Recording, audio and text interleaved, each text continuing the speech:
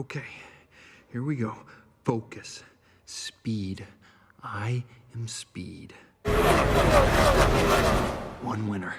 42 losers. I eat losers for breakfast. Breakfast? Maybe I should have had breakfast. A little brekkie could be good for me. No, stay focused. Speed. I'm faster than fast, quicker than quick.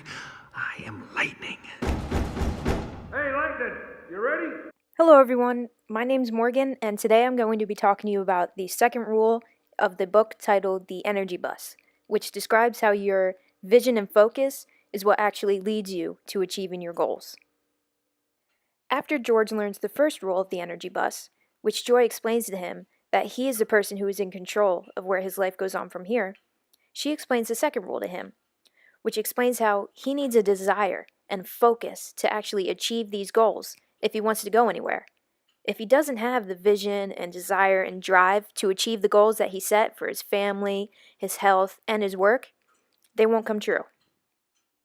Joy gives George the task of thinking for 10 minutes every day about the goals that he wants to achieve and seeing himself achieve them.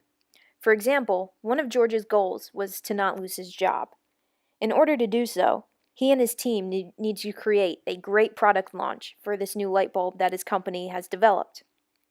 He explains that his team is disorganized and unmotivated, but he needs to change his thinking and his visualization and see himself achieving. When he sees himself actually completing this task and being successful, it will more likely come true.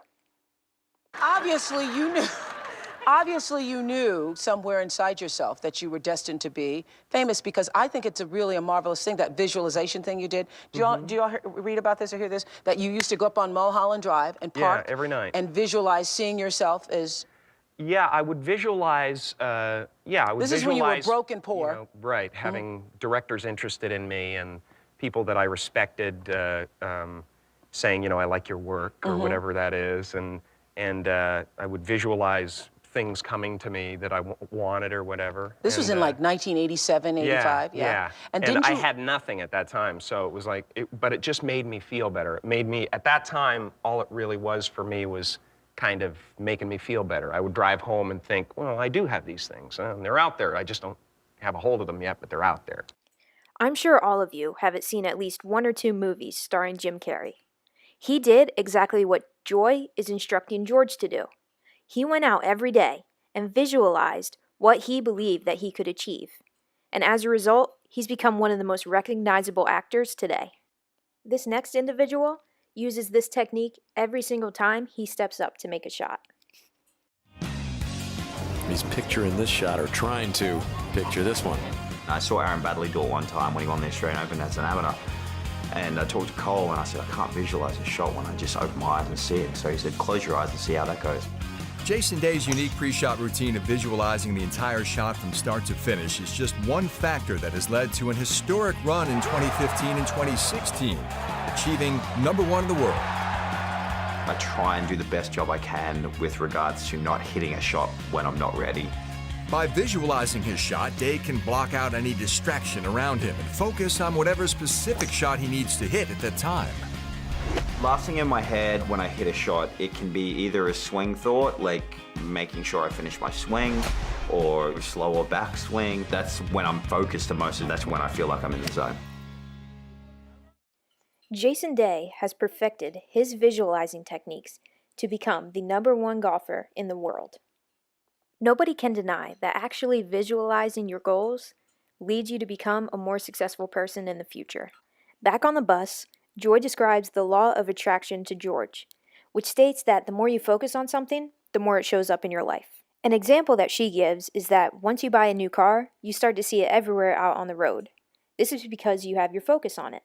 The same thing applies to energy. If you focus all of your energy on what you want to come true, then it will come true. Next, Joy explains how George's negativity brings the rest of the passengers down. We all know that one person who is constantly negative and just brings your mood down being around them. This next clip shows how just being around people who are acting negatively can make you feel either awkward or even negative yourself.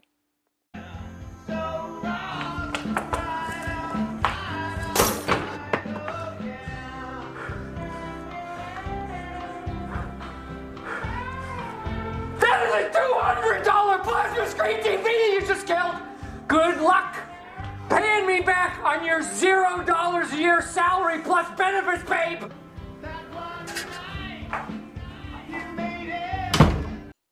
Would you feed off of their anger if you were in that situation? As you can see, the faces on the dinner party's guests are all stunned, and they're just sitting there awkwardly. No one wants to be put in a situation where somebody is angry or complaining or negative all the time, because it just brings the energy of everybody else down. So what does this all have to do with group dynamics? Well, think about it. Have you ever been part of a team that doesn't have a vision or the drive to do what they have set out to do? I know I have, and it's very frustrating. The teams are not successful, and the people usually don't get along. The lessons that are learned from this chapter in the book not only can be used to help create more successful teams, but can also really improve your life. Just by creating goals and having the vision to see yourself achieving these goals is all the motivation that you need to put in the hard work and the drive to get you to where you want to be in life.